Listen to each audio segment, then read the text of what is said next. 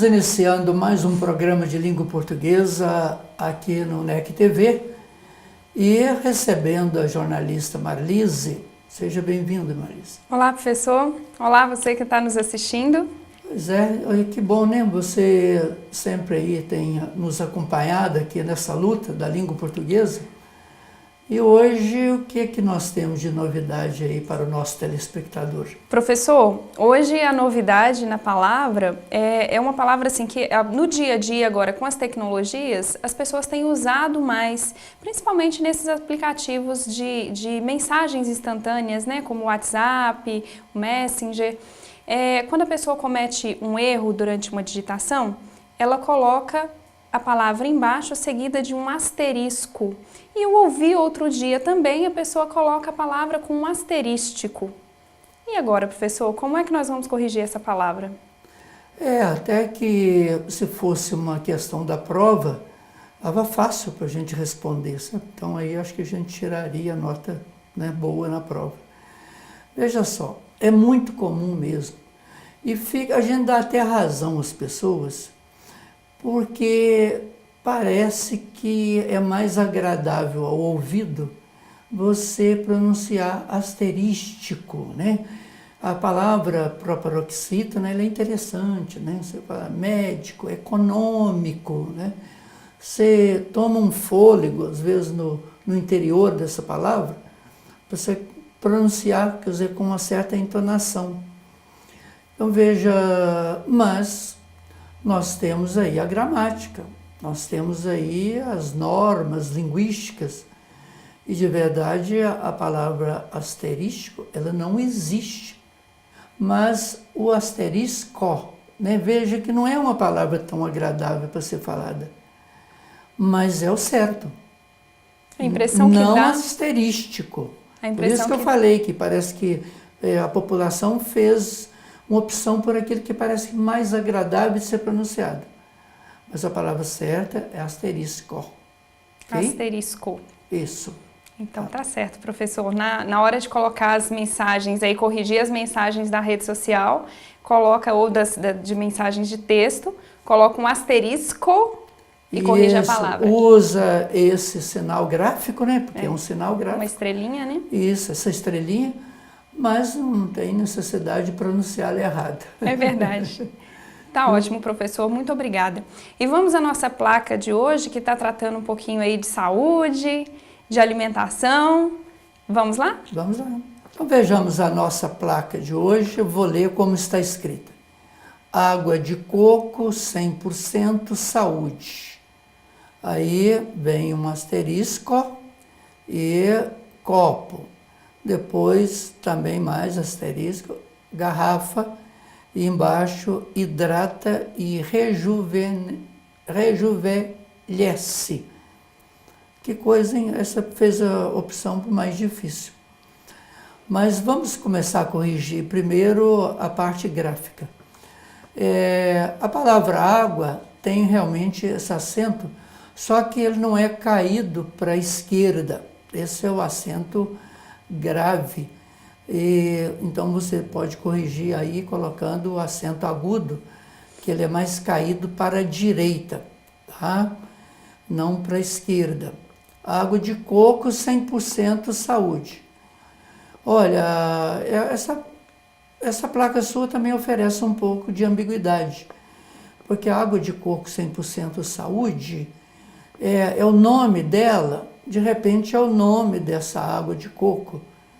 Mas se for uma água de coco que oferece 100% de saúde, aí poderia até você substituir saúde por saudável, né? Fica até interessante. Água de coco 100% saudável, né? Fica até bonita a sua placa. Agora, se é o nome da sua água de coco, então continue assim. Aí você colocou o asterisco e colocou copo, né? E separadamente, outro asterisco, garrafa. Até ficou interessante a sua placa, né? Ficou distante o copo da garrafa para certamente você está querendo dizer que você tem água de coco em copo e também você vende em garrafa. A gente acredita que é isso. Embaixo você colocou um outro asterisco, hidrata e rejuvenesce. Olha, aí você matou a sua placa, porque você diz que ela é saudável, então a gente acredita que ela vai rejuvenescer, né? Quer dizer, vai tornar a pessoa mais jovem. E aí você está tornando a pessoa mais velha, né? Rejuvenesce. Então, você usou aí uma palavra que está dizendo para nós, com muita clareza, que a sua água de coco não pode ser tomada, que vai fazer as pessoas ficar mais velhas. Então, vão rejuvenescer, né? Quer dizer, do verbo rejuvenescer, não do rejuvenescer. Ok? Corrigindo isso, nós te desejamos aí bons negócios e que a sua água de coco seja muito saudável e que seja para né, tornar as pessoas mais jovens. Professor, muito obrigada pelas explicações, e eu fiquei pensando aqui que dessa água, antes de corrigir a placa, dessa água ninguém vai querer beber, né? Depois da correção, acho que vai vender mais, né? Eu acredito que nós fizemos aí um bom marketing para a água de coco dele, né? É verdade. Desde que ele corrija a placa, Desde viu? que corrija.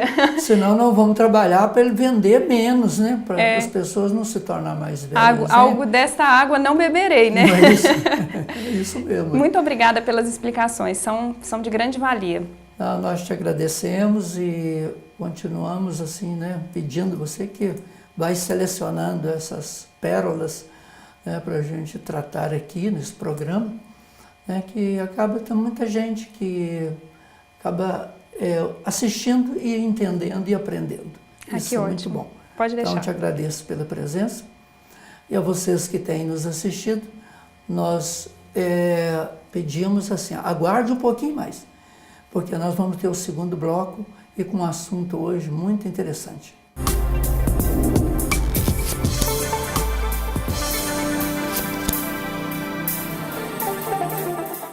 Iniciando o segundo bloco do nosso programa de língua portuguesa aqui na NEC TV, né, recebendo hoje a professora Cláudia Cardoso, que é a coordenadora do curso de Letras do Centro Universitário de Caratinga.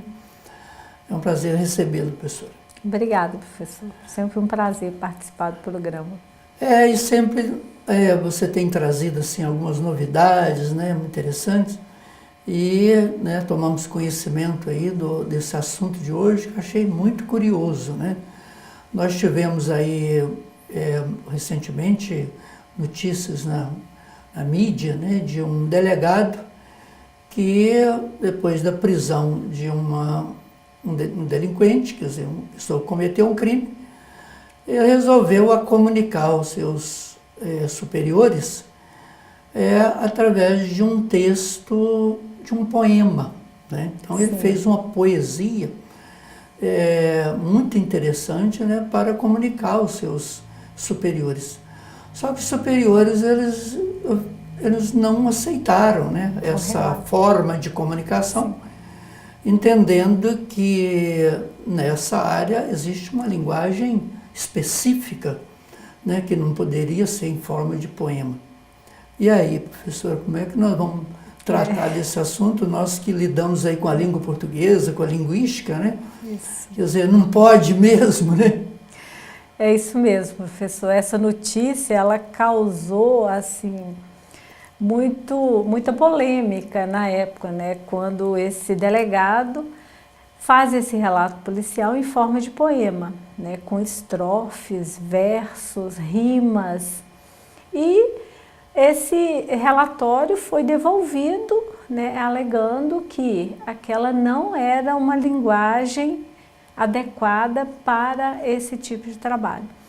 E relacionando essa notícia com a língua portuguesa, são temáticas que são tratadas tanto com os alunos na graduação, né, no ensino superior, e também com os alunos do ensino médio, que trata-se de gêneros textuais e domínios discursivos.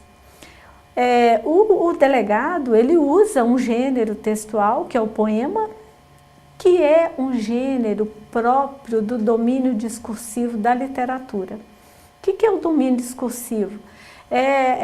São esferas de atividades humana. Então, nós temos o domínio discursivo, por exemplo, do jurídico, que tem lá os seus gêneros textuais específicos, que são os gêneros usados lá na área do jurídico, como o boletim de ocorrência, como aquelas peças dos processos, né? Então, cada uma delas tem um nome e que faz parte daquele domínio discursivo, como a ata, como as certidões, são todos documentos que são gêneros textuais do domínio discursivo jurídico. E o delegado, ao invés de usar um relatório lá com aquela mesma linguagem para fazer esse relato, né, policial, ele usa um gênero lá do domínio discursivo da literatura. Ele pega um poema, que na literatura nós temos o poema, nós temos o conto, a crônica, a fábula, o romance, a novela, todos esses gêneros que permitem essa subjetividade, diferentemente da linguagem lá do domínio discursivo do jurídico, que é uma linguagem objetiva, que não permite essa poesia que o delegado usou lá no poema. Portanto, nós temos aí um caso de domínio discursivo, que são gêneros próprios daquela esfera de trabalho, daquele grupo, né? Assim, nós temos da área médica, da área jurídica, da área religiosa, da área literária. São gêneros que, quando se comunicam, eles têm um tom mais subjetivo, mais de humor, e que às vezes isso não é aceito. É justamente dizer aquilo de uma forma correta para a pessoa que você deseja. E ele, nesse momento, não conseguiu. Foi aí interpretado de uma forma equivocada, o poema foi devolvido e o delegado teve que, né, refazer o trabalho aí. Pois é, eu até estava querendo assim indagar, mas como a explicação está tão assim corrente, né, e tranquila, achei por bem não interferir. Mas quando se trata assim do estudo da língua portuguesa, né, com todas as suas nuances, quer seja com esses gêneros, né, que você citou aí, que cada um tem o seu lugar. Cada um vai servir para alguma coisa, sim, não é? E quando se trata da linguagem jurídica, como também a linguagem religiosa, ou a linguagem que serve para outras... Da área médica. É isso. Então, cada um deve assim, obedecer aquilo que se preconiza, né? Então, aí não tem outro jeito mesmo, tem que fazer de outra maneira. Somente a literatura pode brincar um pouco mais com a linguagem. Exatamente. Mas as demais, elas têm que ter um rigor. Elas não dá para trocar muito. Então, certamente, ele fez, né? Fez para obedecer aos seus superiores. O relatório não foi aceito, né? Se a gente for pensar assim, né, se o delegado estivesse aqui agora, a gente ia dizer até que ele ficou triste, né? Puxa vida, eu fiz um negócio tão bonito, né? Realmente. Porque é realmente um texto interessante, né? Sim. Que ele fez com as rimas, né? Tudo direitinho. Sim, né? mas tudo, não né? cumpre, né, o objetivo, né, para o qual é o relato policial, né? Não cumpre. Mas, de qualquer forma, é um texto bacana, um texto bonito, mas a subjetividade presente, ela deixa a desejar aí para um gênero que é totalmente objetivo, né? Um relato policial. E aí então a gente percebe, né, que essa linguagem jurídica, como as outras, né, como você deu exemplo, ela tem a sua especificidade que deve ser respeitada, que tem que ser obedecida. Sim, não é isso? Justamente. É por isso que a gente fica triste quando até escuta assim, alguém falando meritíssimo, né? Que é meritíssimo. Até nisso é importante, É, né? você- Você já pensou um advogado cumprimentar lá o juiz com meritíssimo, né? Fica horrível, né? Exige todo um rigor, né? Tudo. Por quê? Porque essa palavra, quer dizer, esse cumprimento, ele vem da palavra méritos, do latim.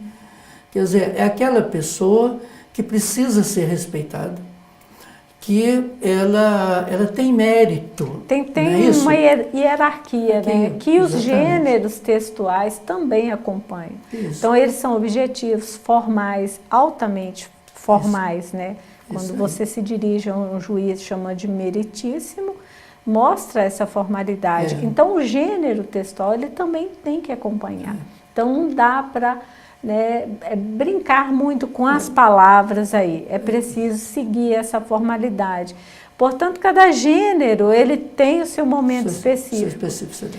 E é isso que tem É. que ser trabalhado na escola, mostrar que todos os gêneros têm o seu momento especial. E às vezes a gente não realça isso, né, com os nossos alunos.